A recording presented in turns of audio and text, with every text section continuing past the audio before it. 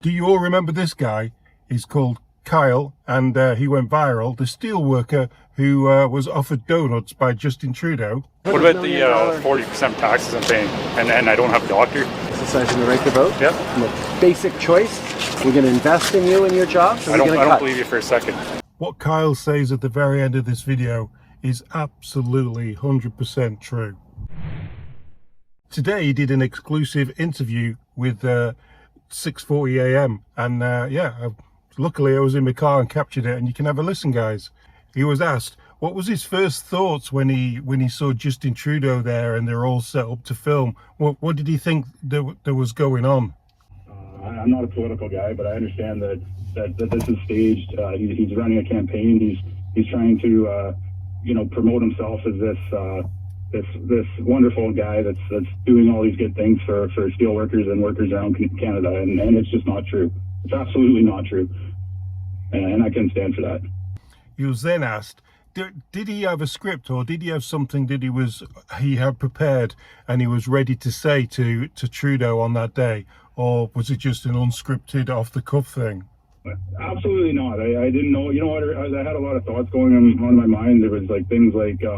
Obviously, there's lots of media around. There's lots of RCMP officers and security, and it's pretty sad that I was actually thinking like if I go up there and just speak my mind to them, maybe there will be some consequences, right? And I was definitely thinking about that. It didn't bother me because at the end of the day, I knew I was going to maintain control of my actions and just stay in control of my thoughts and stuff, and not do anything, to get me in that situation, right?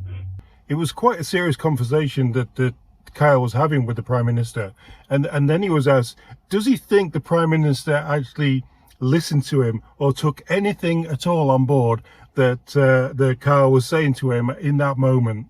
No, and that's the thing. What I realized after, it really didn't matter what I said to him because he was not listening to me. He didn't have an answer for anything I said. So really, at the end of the day, it really didn't matter what I said to him. I wasn't going to get a proper response anyway. Kyle was then asked, what was it that triggered him to say all the things that he said?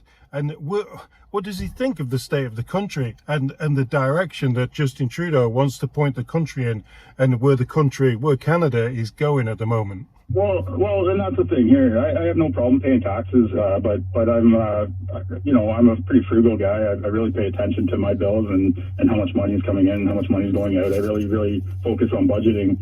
And when I'm spending this kind of money or paying this kind of money in income tax, it's up in like the $50,000 mark, right? Between my workplace income and my rental property, and that it's a lot of money, right? And I'm looking at my country going, okay, I'm paying all this money. What am I getting for it? What is my family getting for it? What's going on here? I mean, you can bring up any topic from healthcare to the justice system.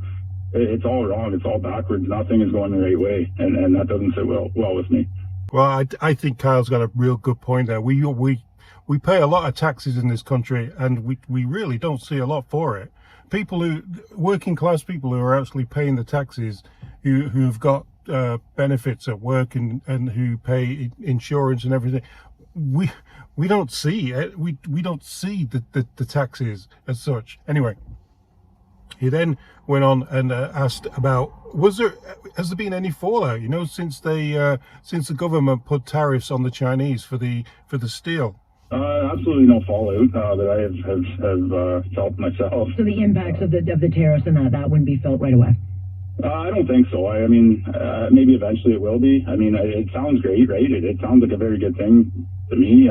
But ever since I've worked in the steel industry, there's always, when Donald Trump was in office, there was tariffs thrown around, and that doesn't seem to really affect me personally. I mean, I have a trade. I'm not too worried about that. I'm always going to have a job, regardless of what happens in the world. Finally, Carl was asked, what did he learn from this? What did he learn from his confrontation with Justin Trudeau, the Prime Minister of Canada, and actually speaking to him directly? What did he learn from it, other than he could have had free donuts on that day? What else did he learn? I've actually learned a lot. I've actually learned that it's very important to pay attention to politics and pay attention to what's going around, because this is the future of our children, right? And that to me is really the most important thing in my life right now, is making sure my children have a good future, where they have freedom of speech and they have the freedoms to do the things that we did when we were younger, and you know, moving forward, hopefully we can keep doing those things. I grow and I want to learn, and I just think we need to hold our politicians accountable for what they say and their actions. I mean, looking like 20, 30 years into the future with the path we're heading down, I don't see anything promising. You know, why am I going to work for the next 25, 30 years to have basically nothing? It just doesn't make any sense to me. Well, I think he's right at the end there. I think he's right. We don't want to be working for 25, 30 years into your life and come out of it with nothing. We need less government. We need a government who wants to work for the people, not for government's sake. And yeah, hopefully we'll get some sort of change soon. Hopefully in the next election anyway. Well, if the election comes soon enough. Hope you enjoyed that, guys. Till next time.